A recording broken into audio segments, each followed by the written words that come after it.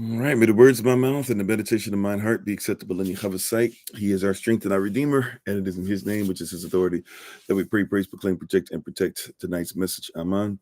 Shalom, shalom, shalom, peace, peace, welcome. Thank you for being on with us. Appreciate love you all. Hopefully everybody's doing well. I won't be before you too long this evening, but let's go ahead and get into this. We give our honor and praise to the Most High. Yahweh Elohim.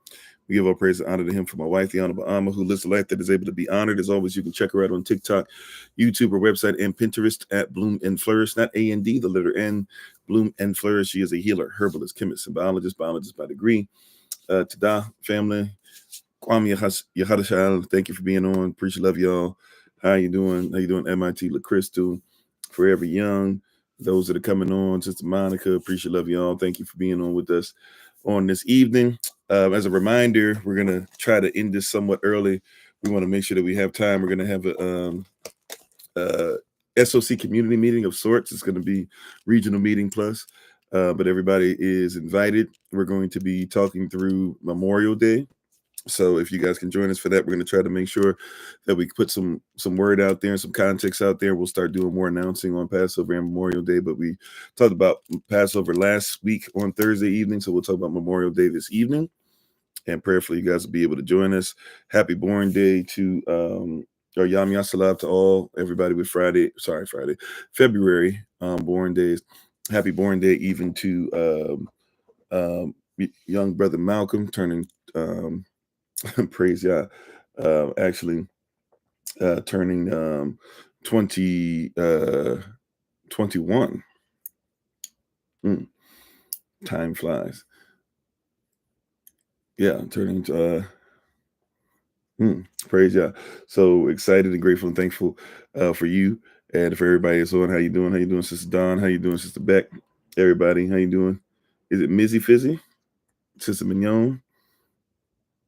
Is Will Veta in motion? Lottie Dying, everybody, thank you for being on. All right, let's go ahead and jump right into this. It's going to be kind of a historical lesson, as they would say, historical lesson today, real quick, but we're just trying to jump in and then we'll go ahead and take our leave. And thank you to everybody for being on.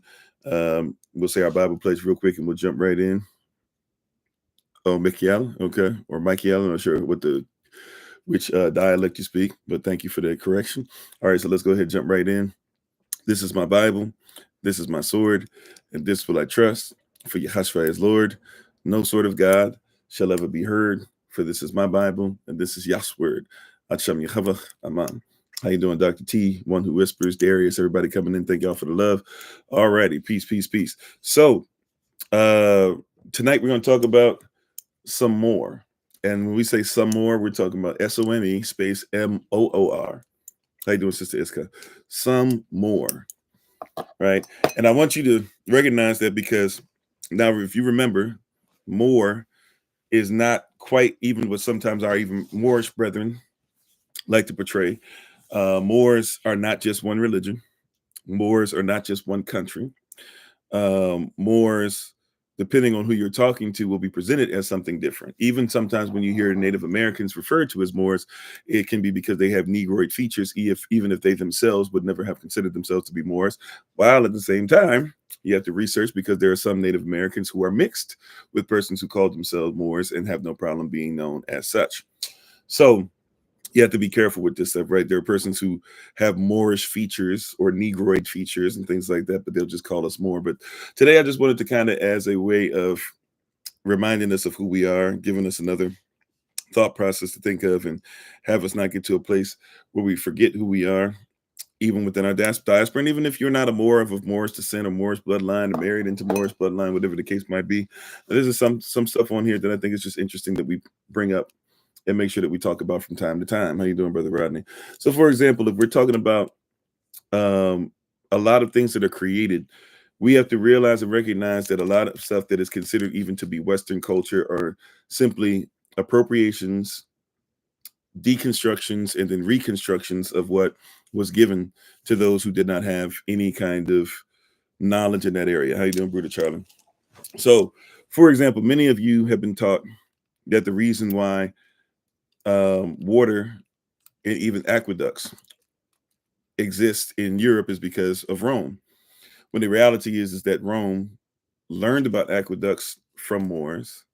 And the reality is that um, after the Dark Ages, basically, if you want to call it Dark Ages, whether you're talking about when Western Rome fell and then Eastern Rome would eventually fall, or whatever the case might be, the Dark Ages really were not dark for us, dark-hued persons. The Dark Ages were confusion for those who really were never taught correctly. Only certain groups of them had certain knowledge. And then after a while, everybody used the rubble to live off of, but never actually learned or kept up with the knowledge that was given. And so those who had always had the knowledge, the Moors, continued to keep it and put it together even when they went into other places. How you doing, Brother Lamar? Even if you go to England, merry old England, and you look at different places that are there, so down to the streets, the way they're still designed to the day, down to the sewer systems, that was actually by, I don't know if we would call him exactly Moorish. He was African, right? But for the sake of discussion tonight, we'll say Moorish, but a Moorish Caesar, because a lot of us, when we think of Moor, we don't think about how far back the Moors go.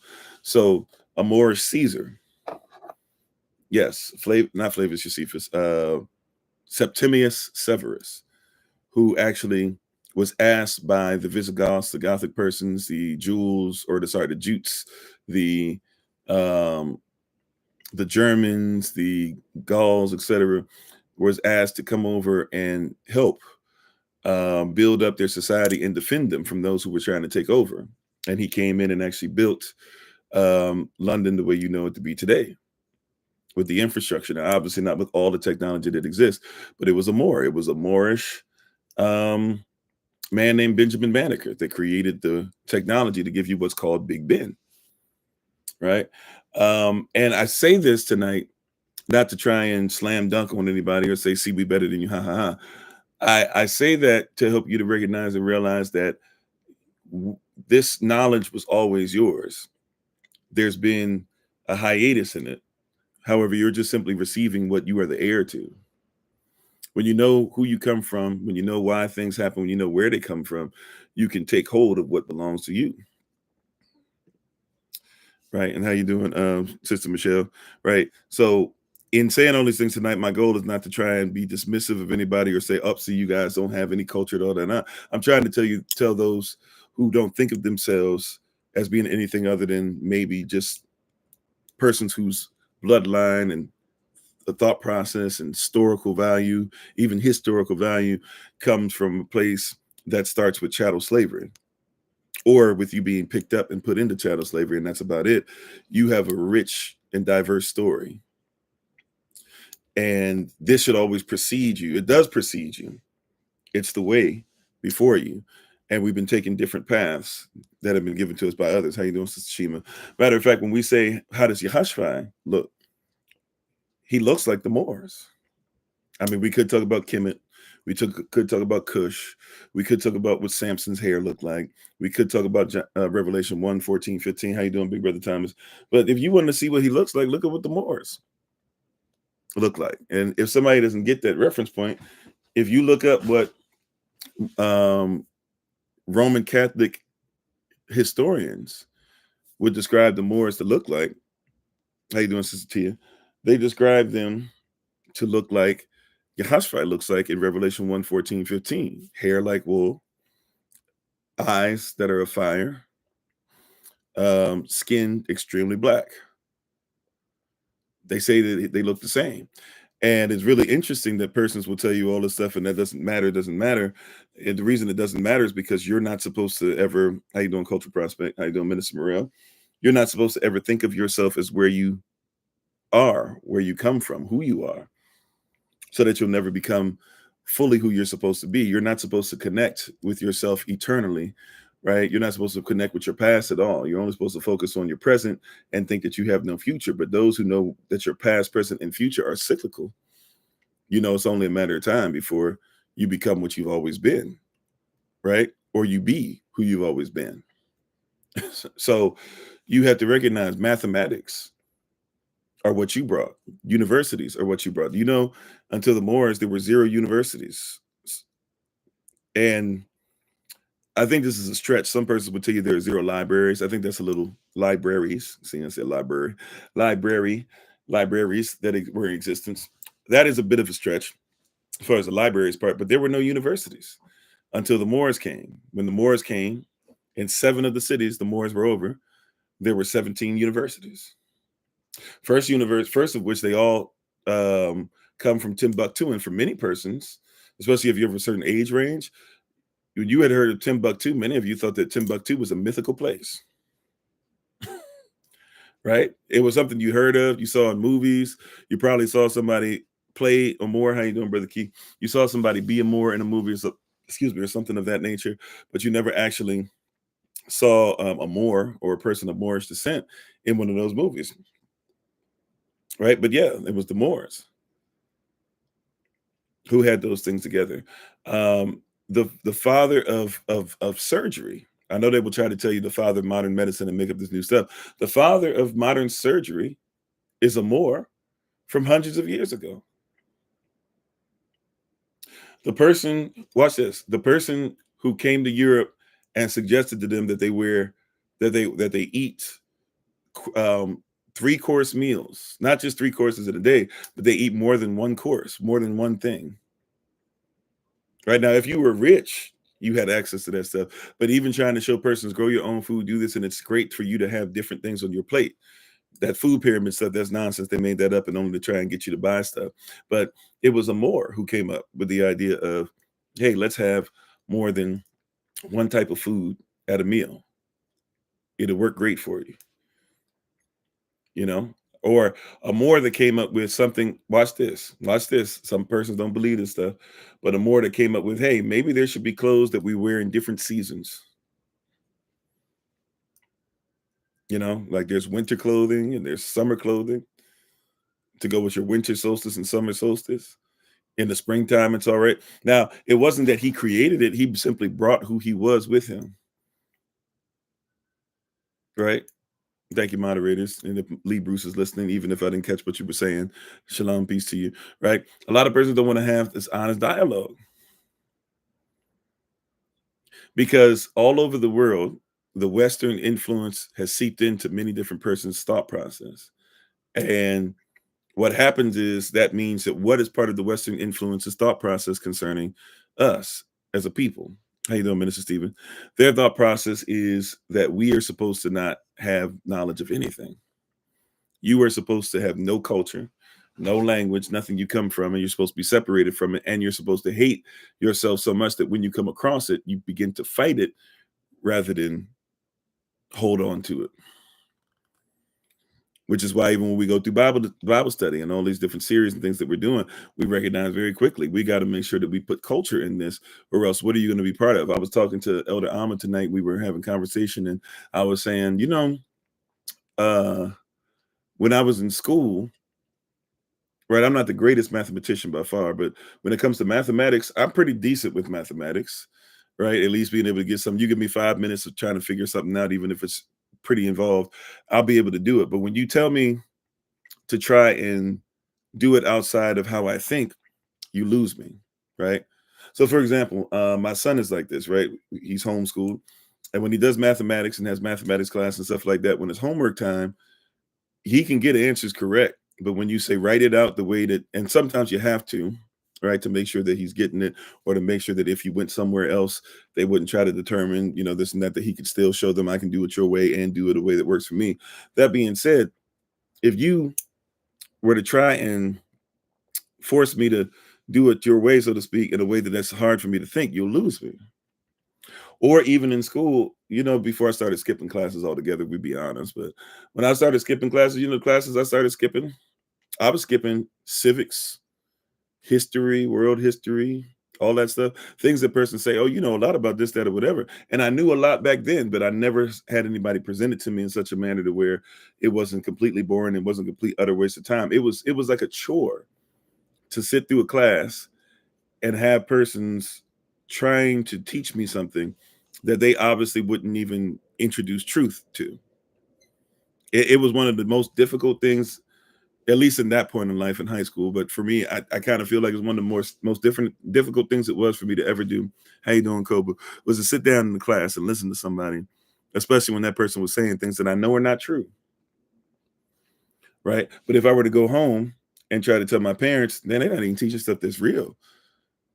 And my parents, no shade to them, they were doing what many parents did and what many parents are trained to do. They'd say, well, you go to school and you listen to what they say and you do all the stuff that they say do,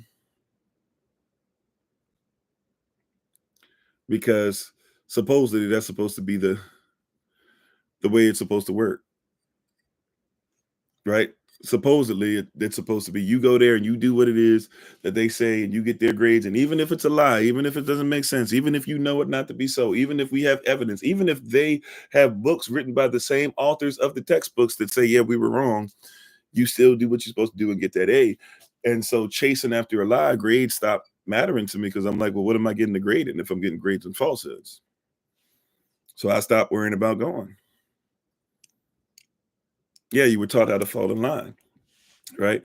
And then you see a lot of our brothers out here, who'd rather hustle and stuff like that. I'm not talking about illegal stuff. You can hustle out here. I've seen brothers hustle selling jack, selling singles, right? Loosies and all that. I've seen brothers out here hustling, um, socks and shoes. I've seen brothers hustling hats. You know what I'm saying? I've seen brothers hustling Valentine's Day cards. Right. So I'm not talking about illegal, but we get mad at the brother for his hustle, but he don't want to be a part of a system that doesn't build him up. And he'd rather be separate from it. And he has that ingrained in him. Yeah, hustling food. So you can hustle up on some food, hustling food stamps, EBT cards, all that. Right. And we don't realize that we doing all this stuff and we're not giving, we're not thinking about the fact that they want you, they don't want you to believe that you are somebody, but you are some more. Right. Even the word more, you bring more to the equation. I don't even know why we don't put those words together. If I want to get something better, I get something more. I know somebody will say I'm going too far, right? Do your research,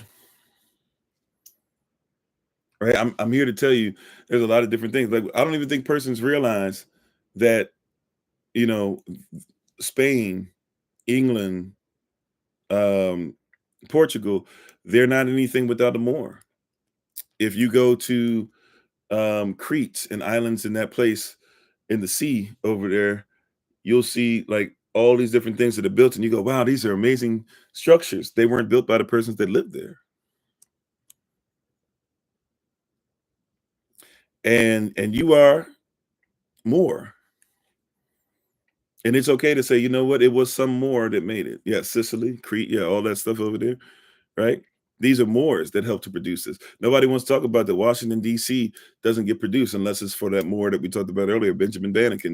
When we come to D.C., what we're going to talk about tonight in our meeting tonight at 9 Eastern New York time on Zoom, when you go to D.C., when you're going through there, all those streets and everything, that's Moorish. If it wasn't for a Moor, those things don't exist. How you doing, Mellow Mellow? That's the reality, right? If you're going to L'Enfant Plaza, somebody will say L'Enfant, they'll try to tell you that Charles L'Enfant, a Frenchman, is the one who came over and had all the plans or whatever. And even if he somewhat did, he basically took all the plans with him because he tried to, get more money out of them. They wouldn't give it to him. And so he rolled out. Benjamin Banneker had a photographic memory and already had plans that he had done the surveying anyways. So when the guy left, he said, I got all the plans in here and I can improve upon them anyways. And he did all the building. And what was his reward for it at the end? He died a poor man whose nephew, once he died, came and gave his atlas. If you really want to know one of his geniuses, the first man to really give a atlas the way we know him today, his atlas was what he made his money off of. And the longer he lived, the less persons cared about his atlas. So the less money he made. It was, decades, if not 100+ years later, when persons were like, wait a minute, Benjamin Banneker made an atlas? Yeah. Well, he built, yeah, like we said earlier about Big Ben, right? Big Ben is something that's made off of technology that he created. He created the first watches and the first clocks. And now what we know is Big Ben and different things like that, grandfather clocks, those are of his creation, him actually learning how to harness crystal energy. Yeah, crystal energy. He was the first one to do that, right? The same thing you're using on your phones, you know? Same thing you're doing right now. Listen to me on your device, your computer, your phone, your television. All of them use crystals. Guess who harnessed the crystal energy and showed us it could be put together with all the gears and wirings and stuff like that and electricity, to where you didn't have to keep plugging it in either, because you got to plug these in over and over and over again. He gave you something you don't even have to plug in. It just lasts. Then when the battery gives out, you get another battery, put it in, and you straight. Right? That technology, you didn't even have to charge. You got to charge your watch now. Get your Apple Watch or your whatever watch. I don't know what they all call it now, but get your watch now. You're going to have to plug that thing in, don't you? So you can see your steps and all that, right? But somebody was able to show us. And by the way, once again, it wasn't him bringing something new to the table. It was him introducing these things to others. Now, he did obviously do some things creatively with it, of course. What I'm saying though is, like, we have to forget. See, when we've been taught to forget who we are, but don't forget that you always have some more in you, right? You have some more in you. These are things that were normal. When we came to Europe, we brought streetlights. Persons act like that's some kind of new phenomenon. No, like, we had street lights going back to Kemet, going back to Kush. If you were walking down the street, it didn't make sense to be in the dark. So something as simple as thinking we should make sure that we put street lights up, and we should put oil and lamps and things. But not only that, even back then, persons were coming up with different things and batteries to be able to use in the street lights. Batteries aren't something brand new. Batteries are thousands of years old. you know but you're taught you have to disconnect. See, we've been taught to disconnect from what things actually were. So we keep thinking that we're smarter than everybody else, forgetting that we actually have lost a lot of who we are. Right? Whether you agree with me, disagree with me on this, I'm not here to beef with you tonight. But this next part, I'm going to say anyway. You said your dad used to show you the weather and seasons via the almanac. Oh yeah, definitely used to have an almanac. And I don't know the last time I bought an almanac for real. I'm glad you said that. I need to go get one. Right? The oop parts, double O parts. Sorry, forgive me. I'm not catching it. But you might have to explain it to me. Sorry. But yeah, like, these are things that have been there. Persons go, oh, the first black man to do surgery or whatever. Kemetic persons were doing brain surgery a long time ago.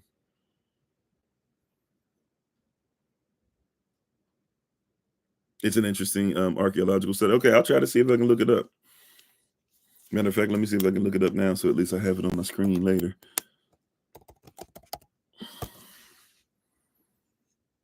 Oh, out of place art. Okay. I didn't know it was called that. Out of place artifacts. Yeah, I'm familiar with what you're talking about now. I see the pictures of it. hmm And they say it's out of place, but it was a normal way of life. Like, going back to, how, like, we just say the telephone, and that was a great thing. And Alexander Graham Bell did that and all that stuff. We don't think about the fact that persons used to connect with each other. Now we could say, well, connecting by fire is something, but it's not the same as connecting. But connecting by fire is pretty much a telegram. But if you say no, that's not as fast as that or whatever, a lot of persons don't know. You know how, like, they'll say now the internet. I don't think people know what the internet is. By the way, the internet is not just you getting online. The internet is not just um, you got mail, right? The internet is not just www dot. The internet is something that existed back in World War I, World War II, but even before then. If you're talking about sending messages, there were it's proven that in the Atlantic Ocean and mainly the Atlantic Ocean and the Pacific Ocean too, not on the parts that are, well, basically the parts that are in between Africa and South America and stuff like that. There's ancient lines that had different types of things that would be hit and keep going across so that persons could send messages. Like, when you take the civilizations away, or if you go to, I don't know if it's Central America, I feel like it could be Central America and South America, but if you were to go to a lot of places where the pyramids are, and you'll see that there's places where crowds gathered. If you go to certain places, this is proof, and you can go look this up on YouTube for yourself if you don't believe me. They had technology when they built this stuff where somebody could be standing in the midst of what seems to be just a big, almost kind of pit, or at least a interruption of buildings. Like there's just this place where everybody would sit and listen, and somebody would stand in the center. And if you are that person in the center, it's actually designed where everything gets quiet just by the design of it. Everything gets quiet, and you can hear the person's voice project. So if we had a meeting, everybody could come in the crowd, and it was built in such a manner that the person speaking in the middle, it was as they were speaking with a microphone. But somebody takes that away. When you take a culture away, or interrupt the culture, or interrupt somebody's story, then those things don't come with it, because somebody doesn't comprehend who you are. They just want you as slave labor, and they want your gold. So there's a lot of stuff about us that's been lost easily. There's some in Mexico. Okay, yeah. So I was thinking with the Aztec, or so-called Aztecs, I was thinking with the Aztec stuff like that. Yeah, you can speak in a normal tone and somebody can hear you half a mile away. Or even with the drums. When Africans used drums, there were places that were designed like that, or the drums themselves, the reason why they have such a vibration. I'd bring it up here. Maybe I'll bring it up another time. When our son was still like 2 or 3 years old, we still have it. He got a drum with a Guianyame symbol on it, a djembe. And the djembe is designed to where if I put it a certain way, you can hear the djembe, across town, right? If I were to tell you, I'm going to play this, right? And I catch the right angle on it, and you can even hear with my hand, just the cuffing of my hand, there's like a little echo. I could take that same thing and put it on the drum and have the drum at the correct angle, and you'd be able to hear it, even through a lot of traffic.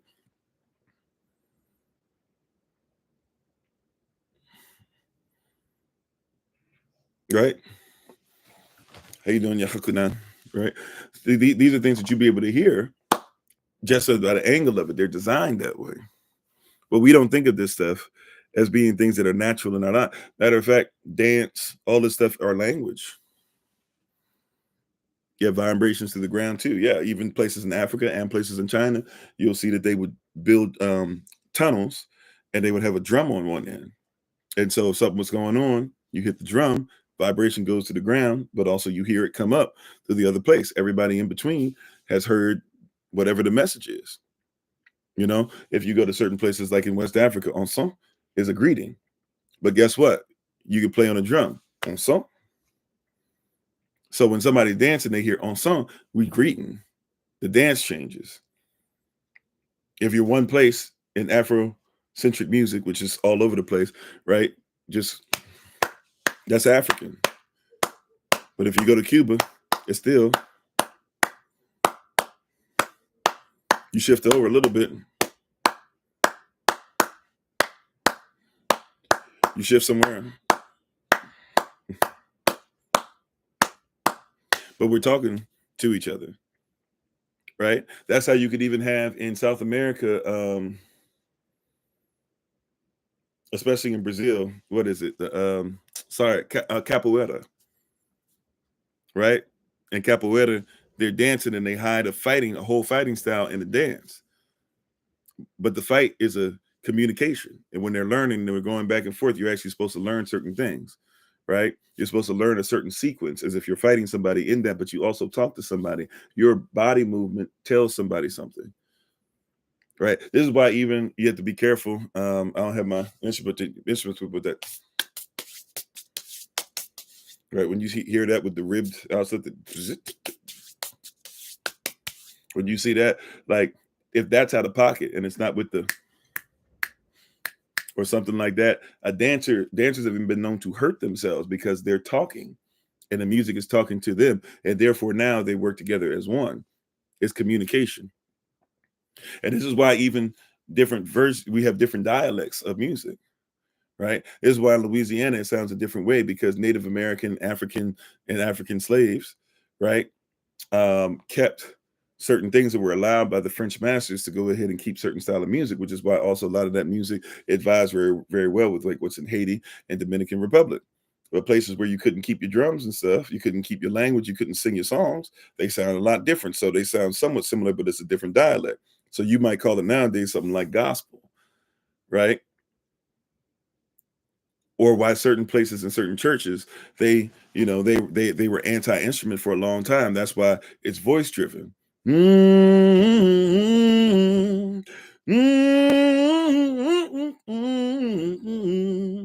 Right? But somewhere else they have more breaks. Akia cola, cola, cola, akia cola, cola, cow. Where we just, right? It's a different dialect coming from persons who were split up, having different also dialects as far as cultural reference points to come from, even from the persons that are there. But every single one of them having certain things that bring them back, including even a belief in the Most High, no matter how spread apart we are. Certain morality that's there, no matter what. Certain things that you should eat and shouldn't eat, no matter what. Right? And others knowing who you are. And this really ultimately is what I'm talking about more than anything else, right? Because they want you to look at yourself as something, but you should look at yourself as some more. Because ultimately, when you realize who you are, and how much of a reference point you are, you stop referring to others when you realize you're the reference point.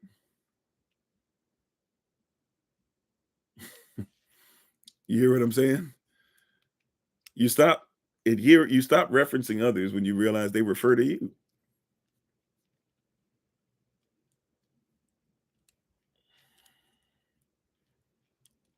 You see, you stop referencing others when you see they refer to you.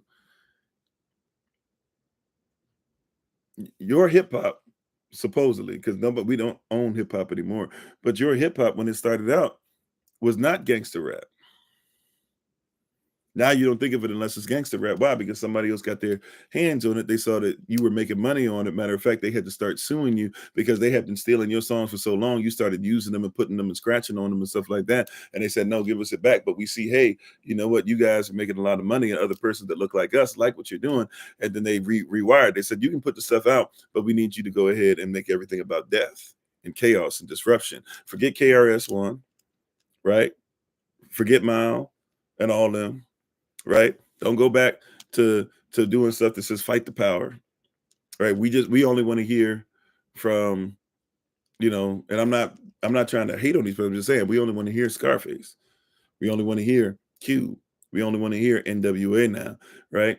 Um, Snoop Dogg ain't done one song that uplifts your community yet, but everybody calls him Uncle Snoop, even though he's continuing to show the same thing. He's for hire. He's been.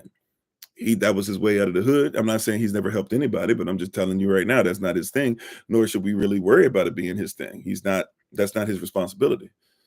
I'm not looking for him to be Pastor Snoop. I don't care about Snoop line and all that stuff because it's not what he really is. You know, no shade. How you doing, Sister Sage? No shade to him. I'm just saying. But I'm saying ultimately, start looking at yourself as some more. What did you bring before somebody said that you had nothing to bring? And believe in it and have faith in it. What did y'all say you were? Who did y'all say you were? Whose did y'all say you were before somebody said you had no family, you had no distinction outside of somebody else's last name? And then they get mad when you dare show up in court and you actually say who you are.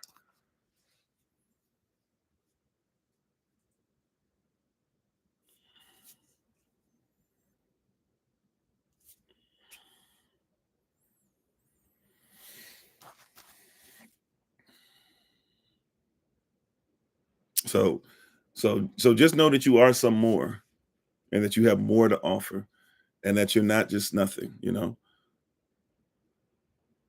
Before the patriarchy that you're under, right? Who were you as women? Before the patriarchy that you're under, who were you as children? Before the patriarchy that you're under, who were you when you were allowed to be a people in a nation? Stay in tune with that.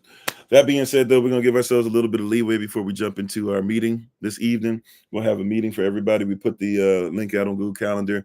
Our Zoom is working again. Everything's fine. We finally got it. I finally figured out how to do the stuff that they made me redo and all that stuff. So we should be up and running. We should see you guys 9 p.m. New York time. I will try my best not to hold y'all too long. We're going to talk about stuff and talk about what's going on for um, Memorial Day meetup. So we'll talk about that this evening. For those that are coming to Passover, I have, let's see, 5, 7, 8, 9, 10, 11, 12, 13. About 15 of us, I believe, that as far as who I've heard from are coming. Now, one of the 15, I'm not sure if your children are coming, so if you can let me know if the children are coming or not. I know you already filled out the form and everything, but I'll try to reach out to you. But I think we got about 15 of us for sure. If you haven't heard from us or we haven't reached out to each other, we haven't had communication, please make sure that we do so. We're kind of already dealing with putting out the funds that we have to help those that are in need. So if we have some stuff left over, we'll try to do so. But yeah, just stay on that. If you're coming for Passover, Memorial Day is going to be important. I can tell you right now, just off the top of my head, if you're coming, the tickets for the actual Bible Museum is like 16.90 something, whatever, but $17. I think for the children, it's $15 a ticket. The hotel that we're looking at getting, it looks like they don't have, it looks like they have mini refrigerators. So if you're planning on coming and doing some stuff, we might be able to put some stuff together as far as food. But if we do for the Memorial Day meetup, it's going to be very, very simple, right? Like I'm talking about, like might be a lot of sandwiches and stuff like that. So if you're looking at us feeding you, which once again we said we're not going to be doing officially, but if we're able to do so and help persons out, we're not going to let anybody starve. But we're not really going to have like money like that to really, go the way that we really like to. We are going to be taking care of you guys for Passover, so don't worry about that. But yeah, so Passover, I think we got like somewhere 15 to 20 persons that are coming. So we're excited about that for the meetup for that. And it looks like, and everybody, of course, virtually will be there as well. And for Memorial Day meetup, we're going to talk about that this evening, and then we'll have more information for you guys as far as pricing, what the rooms are, rooms per night, all that stuff. And, you know, and then at that point, the persons want to partner up and share rooms or whatever to defer cost, or if you want to look for other things, but we're trying to see if we can use the same hotel. So Sister Renee put in a lot of work, a lot of effort, and really got a lot of information for us. So we're gonna take that and roll with it today and talk about that tonight. And then from that point on, I'll be mentioning it, and I'll mention some things price range wise and stuff like that. I'll even mention the name of the hotel. Well, I'll keep that one close to the veil because people be acting crazy, and I don't want to have to come at somebody for showing up on some stuff that we should, but just get in contact with us for where the hotel location will be. But remember, it's going to be Memorial Day weekend, the 23rd, 24th, and 25th. If you want to show up even the 22nd, that's a Thursday evening. But on the 23rd, we're going to start meeting up and doing live session and stuff like that, already being with each other, starting early in the rising. So if you guys want to roll with us for all those things, feel free to do so. But love y'all to life. You guys take care. We'll start the music playing pretty soon. We'll start the meeting on Zoom at 9 p.m. New York time. Once again, that's 9 p.m. New York time. So even if I send the link to you earlier, we will not start until 9 p.m. New York time. But love y'all to life. You all take care. Continue to pray for one another. Those sisters that are in the Carolinas, if you can, please don't forget, if you can check in with Sister Deja, right? She'd love to be able to hear from you. I know that she's doing better and stuff, but we don't want to forget about our sister. Sister Danielle and Brother Yosef, excuse me. I'm going to try and get you guys reach out to you guys very soon. And yeah, love you all to life. Take care. And remember, as always, family, we give honor and praise to the Most High. We give our praise and honor to Him for my wife, the Honorable Alma, to Secretary, SOC, Lottie Diner, everybody, ministerial staff, etc. We have much love for each and every one of you. And always remember that you are loved. You are necessary. You're majestic. You're fearfully and wonderfully made. And you, which is all of us working together, will be the reason why people who are in the system no longer have to be of it. Shalom, peace. Also, those who are at SOC University, look for some recordings to be popping up. All right. Talk to you soon. Peace.